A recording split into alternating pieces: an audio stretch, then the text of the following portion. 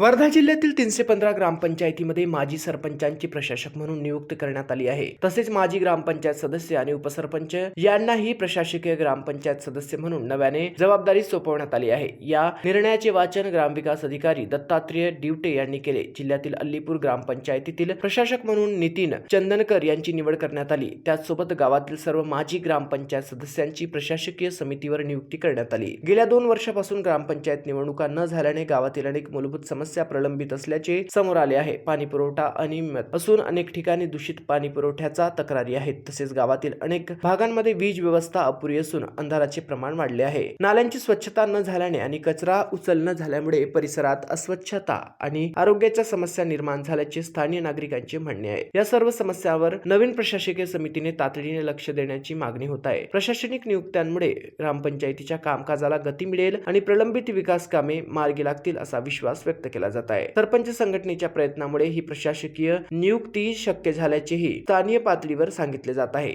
संघटनेचा आभार मानण्यात आले. सध्या नवीन प्रशासकीय समितीसमोर गावातील मूलभूत सुविधा सुधारण्याचे मोठे आव्हान उभे झाले आहे. महाराष्ट्र 24 करिता सतीश काळे, वर्धा.